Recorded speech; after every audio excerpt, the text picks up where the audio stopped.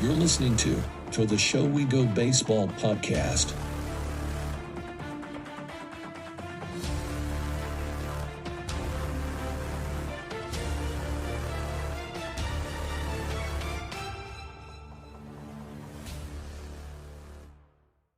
What's going on, everybody? Welcome into episode 55 of To the Show We Go.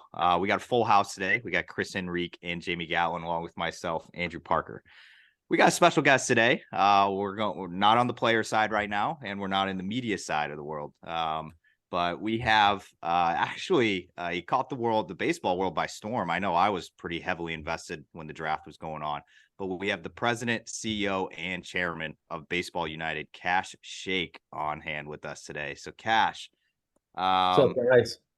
I know you're a busy guy, so I kind Dude, of. by the way, Andrew, let me tell you, because since you mentioned the draft, this morning I found out this pretty cool thing that we won a pretty big marketing industry award for best online virtual event of 2023 was our draft, which is pretty cool. Yeah, we beat like AT&T and Microsoft and all these big companies. So I appreciate you being a part of it and watching it because you're one of the reasons we won that award. So thank you. Oh, I mean, when the names that were popping up in that draft were starting to, like, I saw on my Twitter feed and Instagram and stuff like that, when I was seeing the names pop up, obviously, like, there were some ties to each city. So, like, obviously when a guy like Pablo Sandoval gets drafted, like, he's got ties to Boston, he's got ties to San Francisco, like, so I see, the guys start talking about it and I'm like, wow, like, this is something that actually is intriguing to me. So, yeah, it was good, but I guess I want to start off. You're busy guy. You were just talking to us off air that you're traveling between Dubai and Cincinnati, where you call home. So what's it been like since the showcase happened? And I guess how's life been now that Baseball United is underway?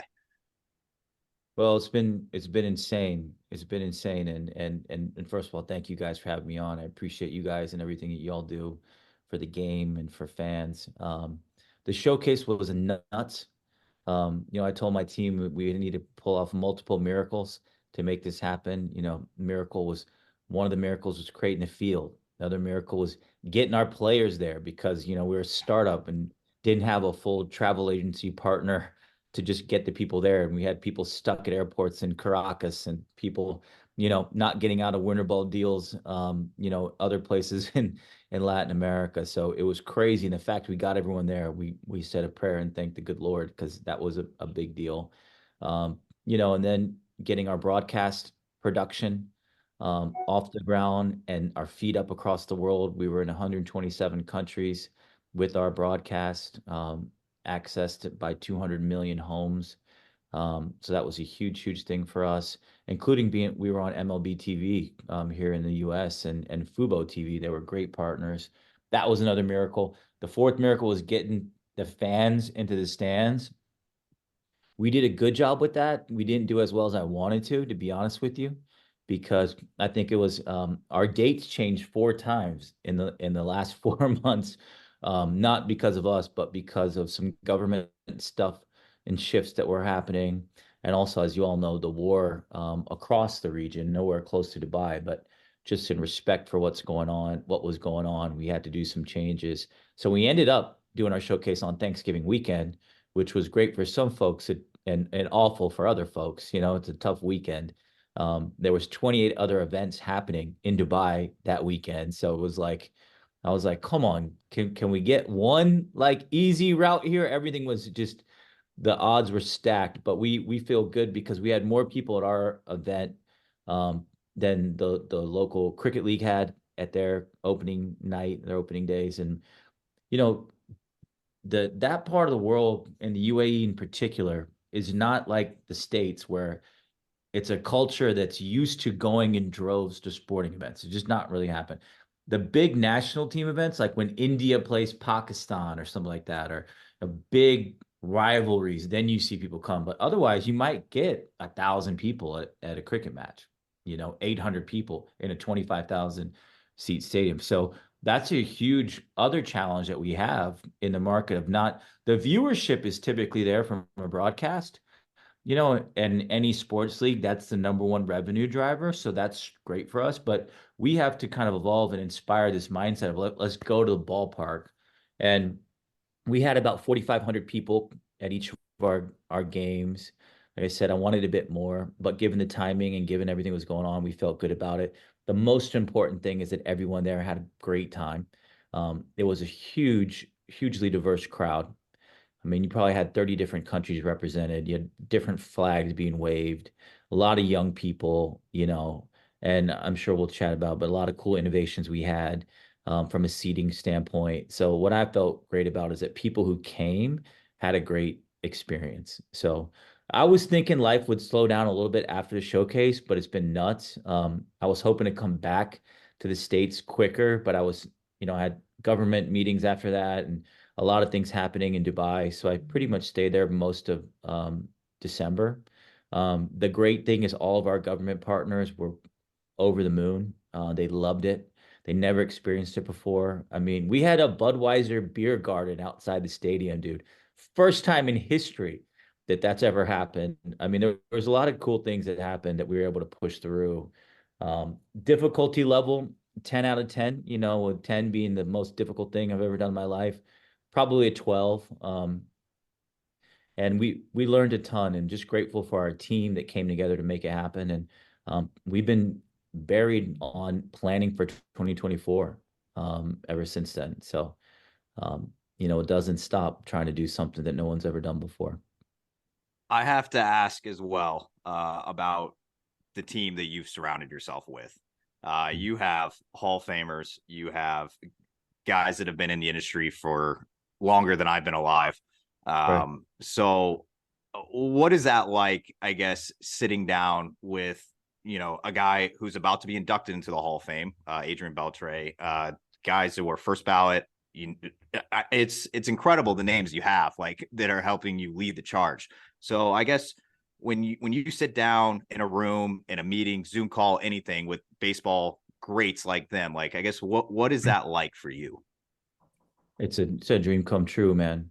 It's a dream come true. I mean, if you told me 2 years ago I'd be, you know, sitting down with Albert Pujols, Mariano Rivera, Barry Larkin, Felix Hernandez, talking about how we're going to grow and innovate the game and everybody else in part of our team, there's no way I would have believed you.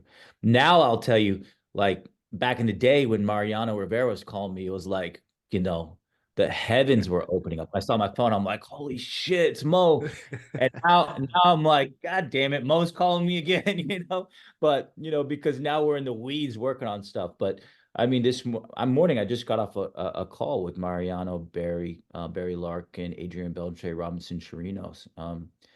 I mean, just amazing group. We've got over 15 Major League Baseball legends that are a part of our league. We've got a few that we're going to announce soon that we haven't announced yet because they just come on board. And we got a lot of guys who want to be a part of it. But obviously, starting with Lark and Mariano, they're co-founders along with myself and John Miedrich and Warren Miedrich of Baseball United. They've been with us from the beginning. It's been a multi-year journey to get to where we are. And then bringing on Adrian Beltre as our next big investor was a huge thing for us. I mean, I really believe that was a critical turning point in the growth of the company because, AB's got so much respect around the league and there's so many players. Plus, he played for 20 plus years. So, a lot of guys played with them. But when we got Adrian Beltre and then Elvis Andrews came along with them, that really started to shift the investor mindset and players mindset of what was happening here. Then we quickly got Felix Hernandez. Ended up meeting Felix at the World Baseball Classic last year down in Miami, and God love Felix. That was the easiest investor pitch of all time. It probably took me 15 minutes, and he's like, "Dubai, man, I'm in. I'm in. Beltre, I'm in." Beltre was the hardest of all time. That was like 6 weeks back and forth. He's got a great team around him, as you can imagine with someone like AB.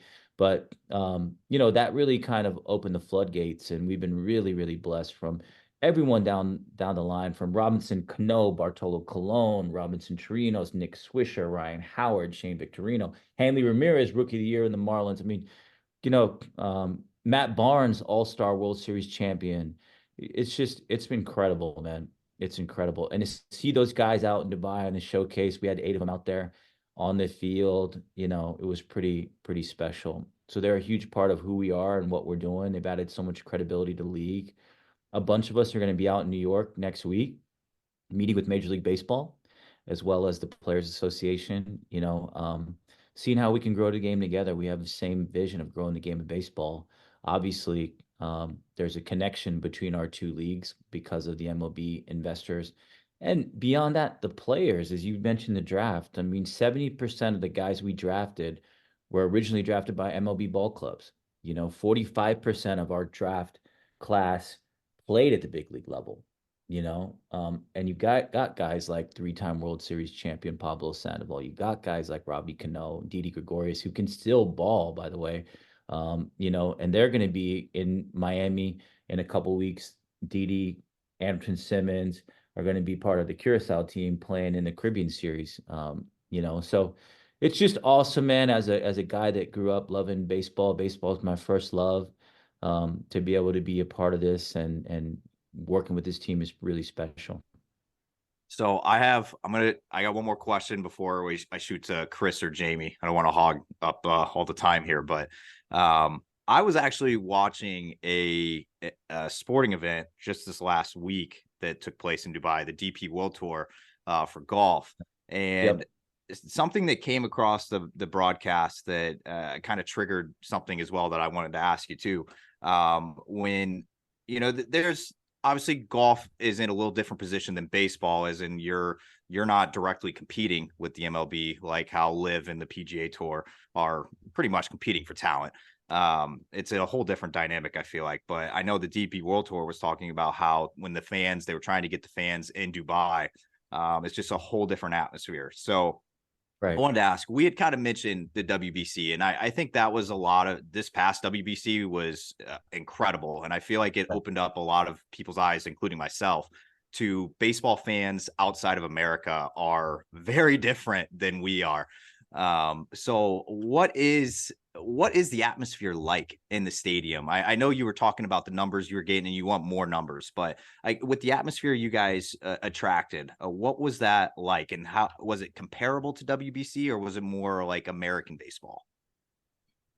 It was definitely like international baseball, which is much more of like a festival carnival type atmosphere. Everybody waving flags, chants. The band, we had a band like a marching band playing the whole time, in the stands in a whole section. Felt like, what we wanted to do is create a mix of international baseball vibe. Like if you see a game in the Dominican Republic or Venezuela, I mean, it's a party. It's a party. Even in Japan, if you see an MPB game, from the first pitch to the last out, they're on their feet. There's energy, there's chants. We wanted that. And honestly, as somebody that, grew up here in America, I also wanted to mix in a bit of college football vibe, because if you think about the college football experience, that's like the sport probably where there's the most energy from a fan base. We were watching Virginia Tech. If you guys see Virginia Tech football, like when they've Oh yeah. come in to Enter Sandman, dude.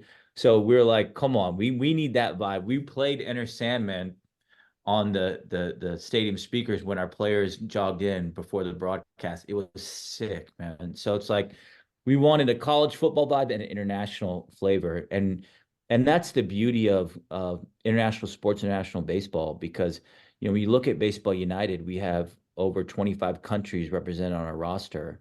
So people came out from Finland, people came out from Canada, people came out from the Ukraine, etc. And of course, we had prospects from India and Pakistan and Sri Lanka and Palestine that we brought on purposely to help inspire the fans in those nations, because that's our backyard where we're trying to grow. They had huge contingents out there. Those prospects became celebrities back home when they went home, and they played a professional game for the first time in the history of their country.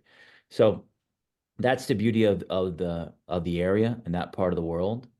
And like you mentioned, Andrew, I mean, there's never been a better time for international baseball with the WBC last year, WBC, what it started from everything from a number standpoint point in attendance, in viewership, in sponsorship, in social media shares, in engagement, sales, to the storylines that were there.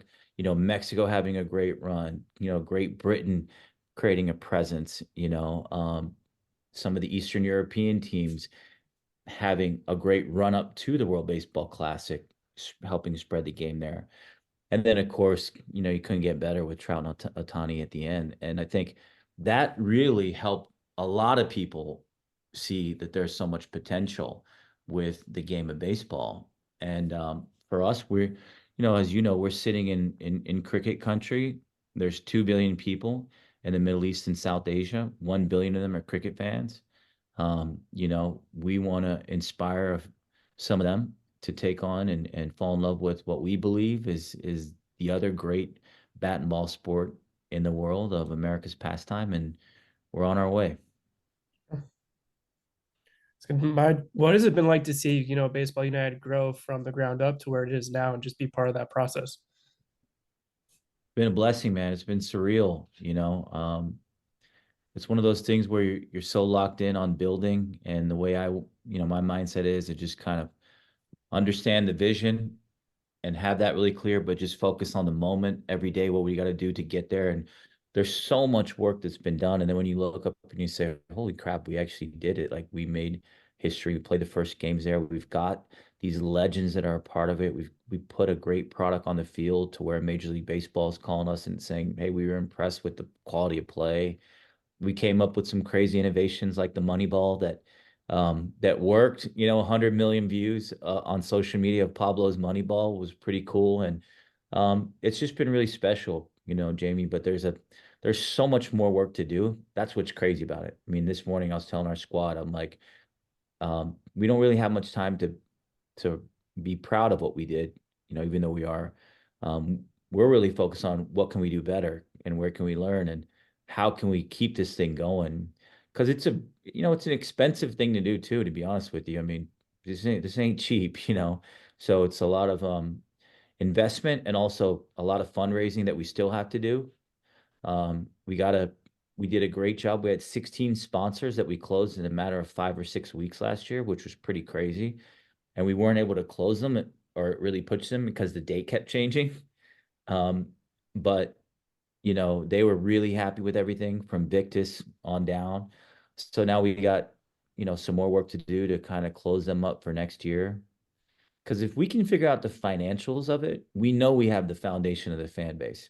Like, we know people want it, not just in Dubai and India and Pakistan, which is obviously where we want to grow, but around the world. We had, over 24 countries watching our broadcasts as well, so that, it's a huge thing that we've done, but man, we got so much more work to do. Yeah, I was, thinking about it as you're, talking about just like from a partnership and surrounding yourself with the right people. I started to think about, you guys are going to be with Major League Baseball. Then you think you got the NFL and you have these other leagues that have tried to do their own thing, the XFL, the USFL, and not saying that that's what you guys are, but it is impressive to kind of see that you quickly captivated an audience to the level that you did, and with the players that you brought in there, from Pablo to Beltre to the guys who, I mean, obviously he didn't play, but, part of like the team and things like that. As you, continue to grow, is there like an appetite to where maybe some of what you guys are doing, you can bring it to the States and fans in the United States can also experience, even though we got to see guys like Didi play when, they were younger, Yeah. but it's something you guys are looking to do as well? I think so, Chris. I think there's a lot of opportunity there. And that's one of the most refreshing learnings from this whole experience of last year is that, we've got people calling us from all around the world saying, hey, can you bring a squad, either an all-star team or can you bring the Mumbai Cobras to Japan? Can you bring them to the DR?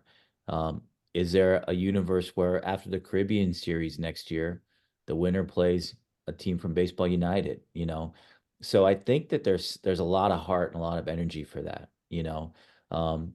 I was just meeting with some broadcasters yesterday, and some of our biggest broadcast countries were outside the region.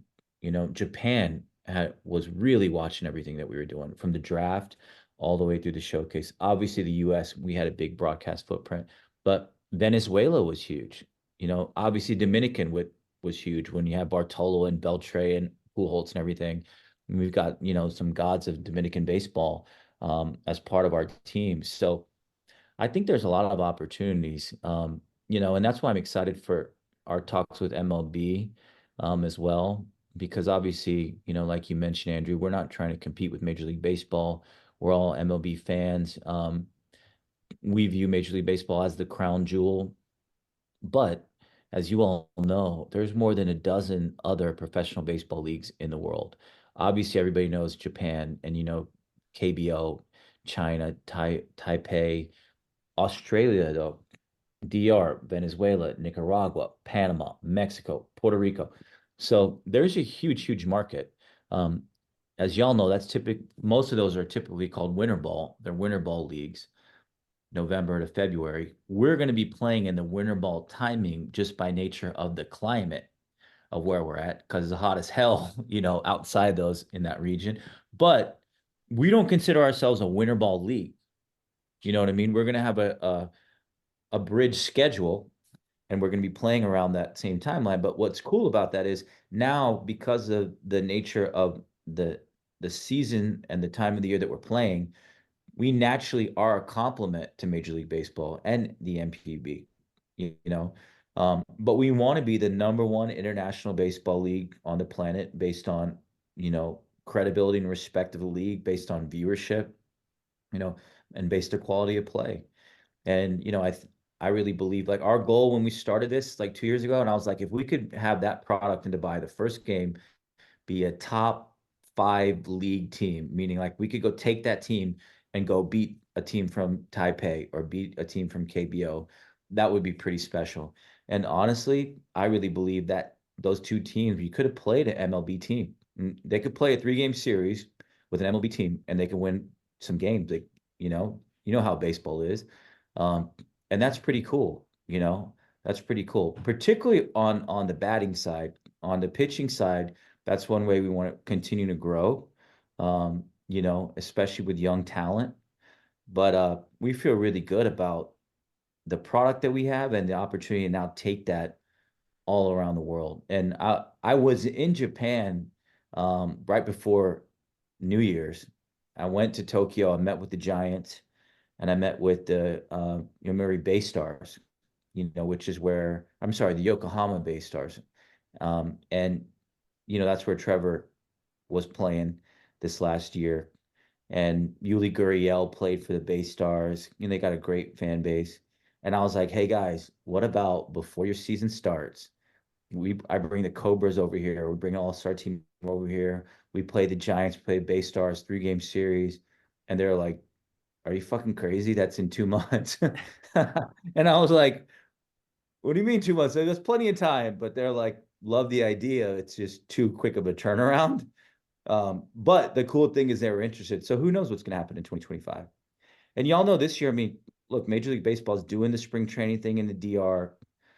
They're doing the Mexico series, doing the Korean series.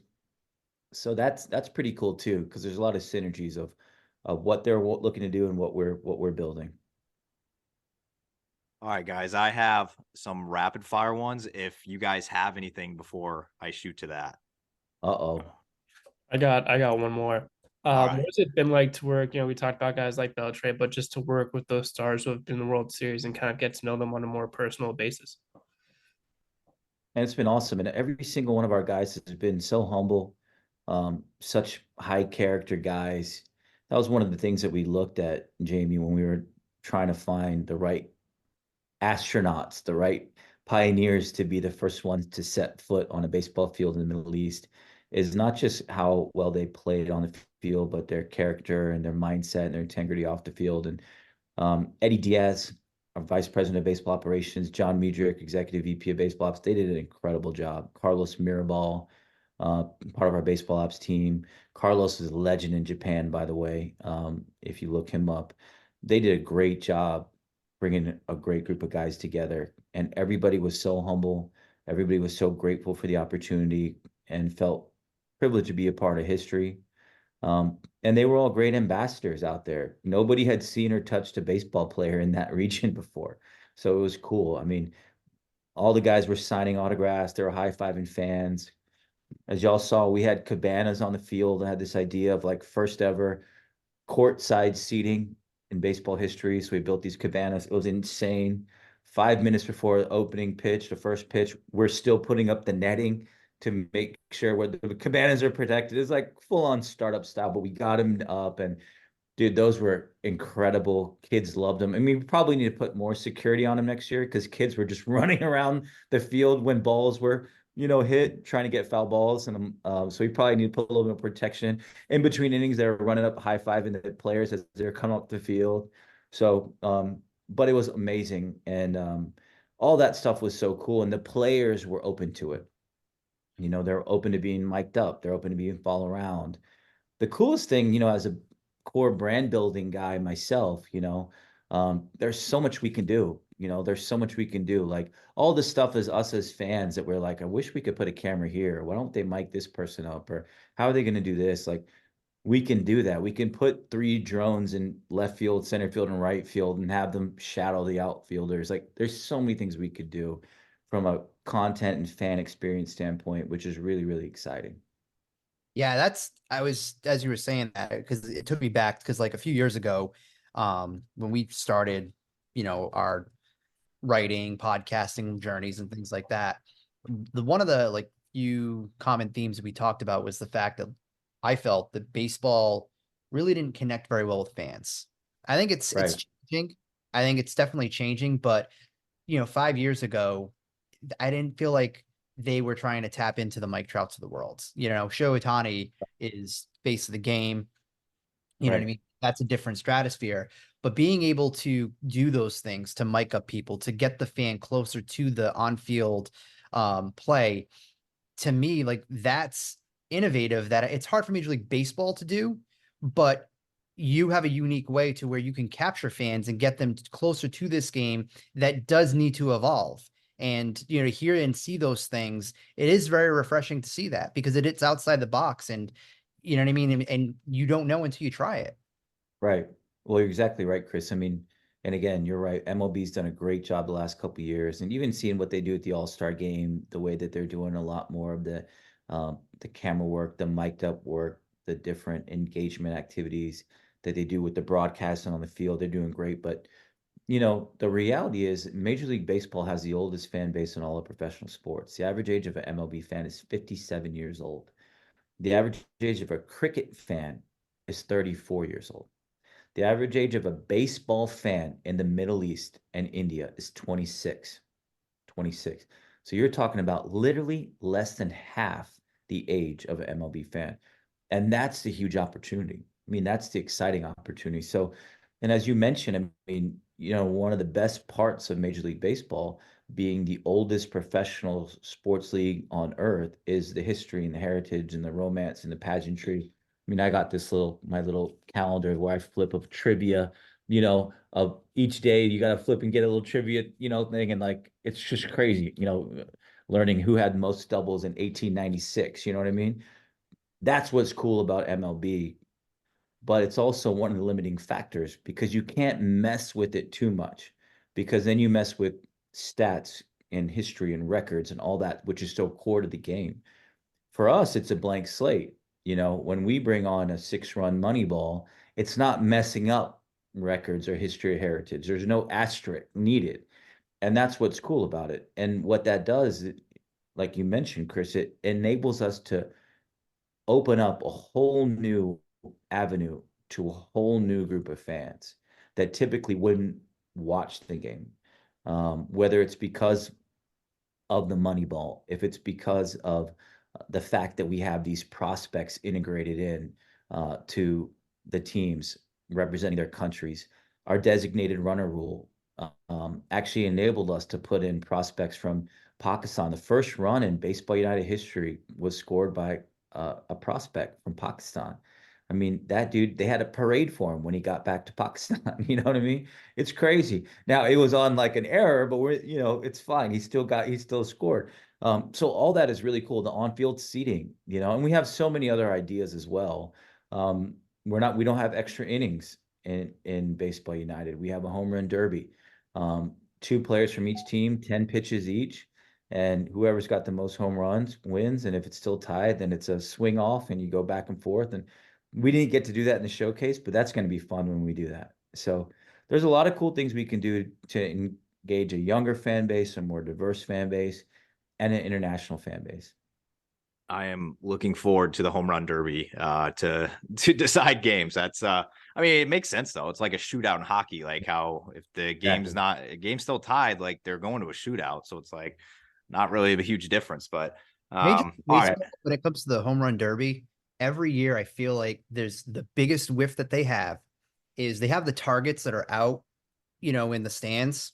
They should partner with Taco Bell during the home run derby as well and have like an Oppo taco.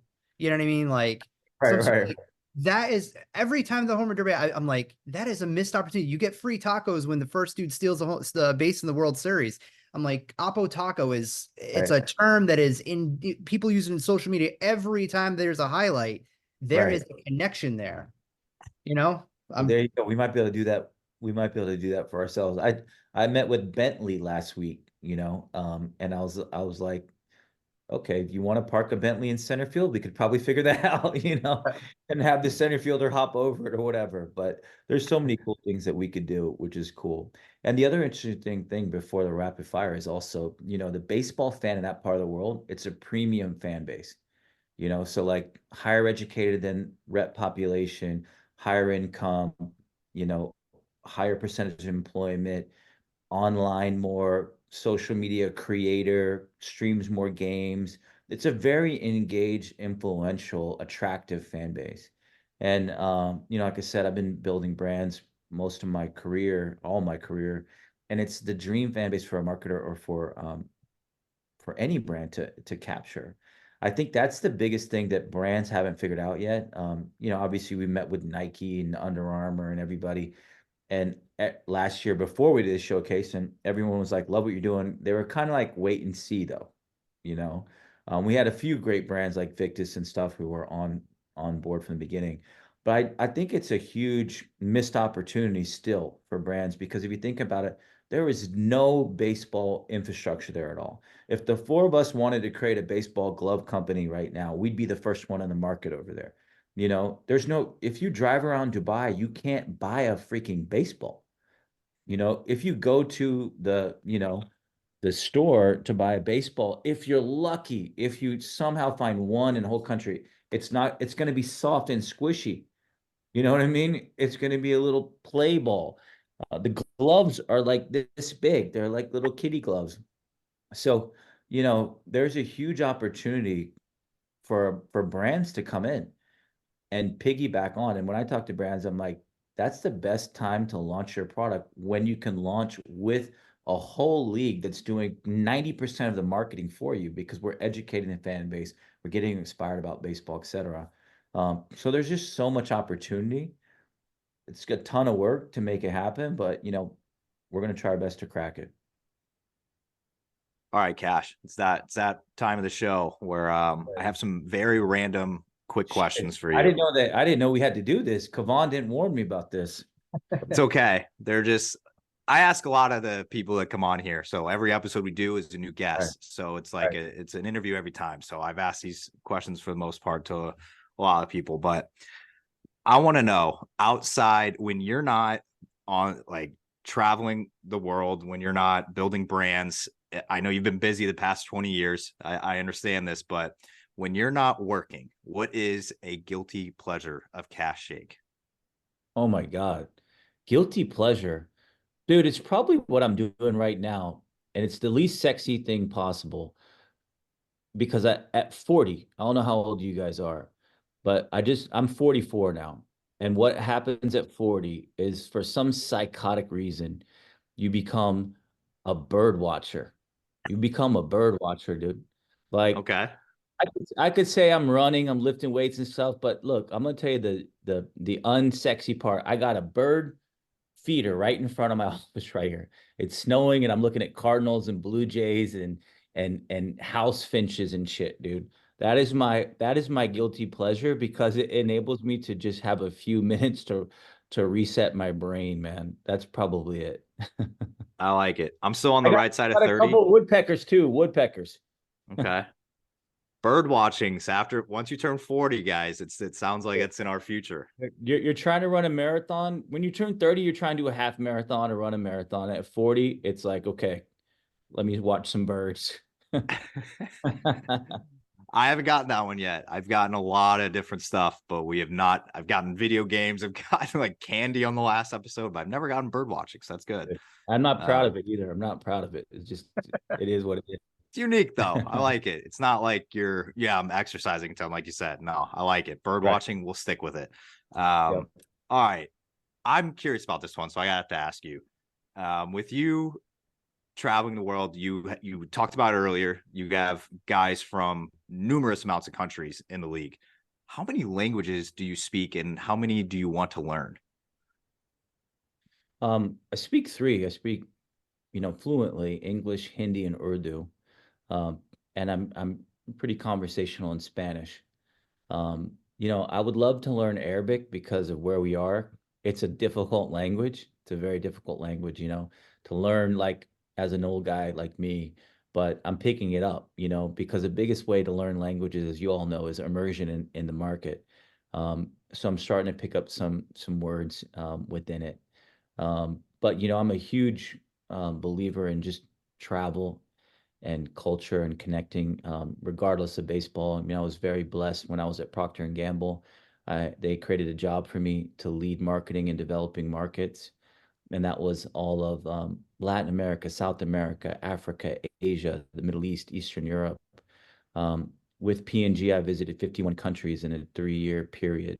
And it changed my life, man. It fully changed my life. So I'm a huge believer in travel as the best form of education, and that we're all more similar than we are different. And that's why, Baseball United, our core value is unity, and it's not just part of our brand; it's part of our DNA.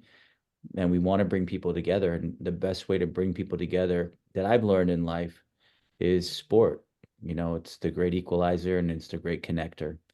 And to have the opportunity to take America's pastime, the quintessential American sport, and bring it to the Middle East and South Asia for the first time is a huge honor and huge responsibility. But yeah, man. So Arabic, Arabic would be the big one, and maybe Japanese. I'd love to learn as well, being over there.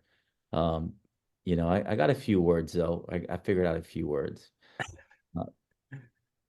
Well, I have 2 questions left for you, then we'll let you go because I know you, like I said, you probably have like 18 meetings today. So, this next one, it might be the toughest question for you.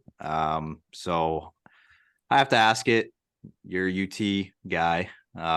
They just had a pretty tough loss in the college football playoffs, which I'm sure you were watching. Where were you at for that, and how did it go? How you? I mean, obviously, it didn't go how you thought it was going to go. But what were your reactions on the loss to Washington?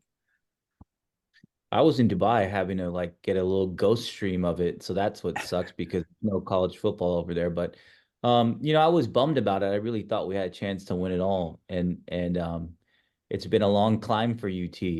I was there in the Rose Bowl in the corner of the end zone when Vince Young ran right to me.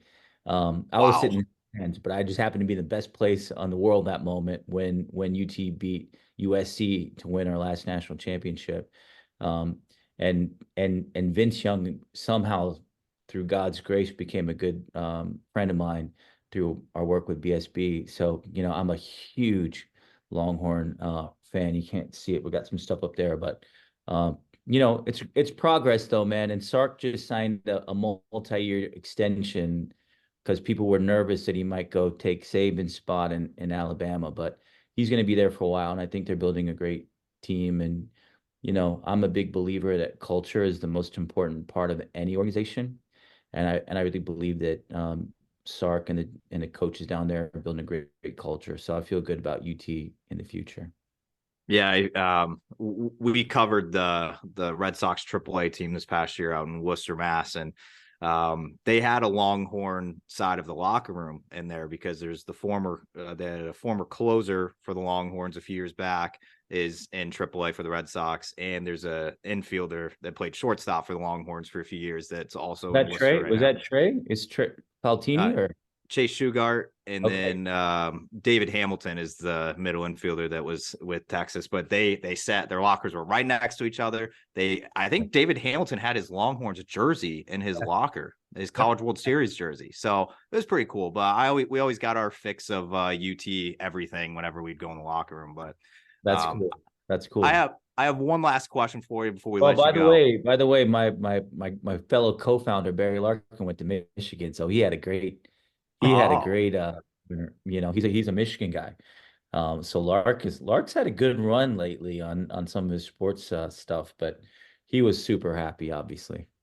yeah, I'm very happy for Michigan right now. Obviously, with the Lions in the playoffs, going as far as they have. I saw people were crying in the stands when the Lions won that first game. Then obviously Michigan just winning. Like that state's been in cold and darkness for a while, so I'm Right. happy to see Michigan and the Lions doing well. But I have That's right. one final question before we let you go. It's a you know what? It's a two-parter that could be a three-parter. I haven't found that out yet. But the first part of this: are you a fast food guy? Not really, man. Not really. I try. All right. I'm a fast food connoisseur in terms of knowing the fast food, but I try to stay away from fast food for the most part. My wife is the number one fast food world champion. And she's pregnant right now, so every day it's like a caravan of different fast foods that roll up to the door with Uber Eats or whatever it is. But myself, I try to stay away from fast food, man. Okay. Well, I've asked a question to everybody on the show, but I feel like it wouldn't be fair to ask you, but I might do it anyway just to see what is your favorite or go-to. But um obviously baseball, a lot of the players that we interview come from the South. A lot of them are Texas guys or Georgia guys, whatever. So they grew up with some good Southern fried chicken, especially fast food chains. So I'm very big. My heart's on with a certain fast food fried chicken place. And so I always ask that question. It's like if you had every single option available and you did want fast food today and you wanted fried chicken, whether it's a sandwich, strips, whatever, and all the options were open, where would you be going? Oh, dude. But you know what? This one, I don't know if this would be the best, but it'd be the most sentimental because down the street from where I grew up, there was a place called, and you said the word Hearts Fried Chicken. It's HARTZ. Probably doesn't even exist anymore. But we grew up on that on Hearts Fried Chicken. I think on a 1 to 10, 10 being the best, it was probably like a 5. But the rolls were really good, and usually rolls are, or biscuits are kind of a differentiator. If you go to a place or not, like the Popeyes biscuits are usually pretty good. But Hearts Fried Chicken, which is a Texas thing, would probably be my choice. Fair. We've gotten Chicken Express a few times from our Texas pals. I don't know if you're big on that, but that's the only Texas chain I think we've gotten so far. So I that's a think they new one got too.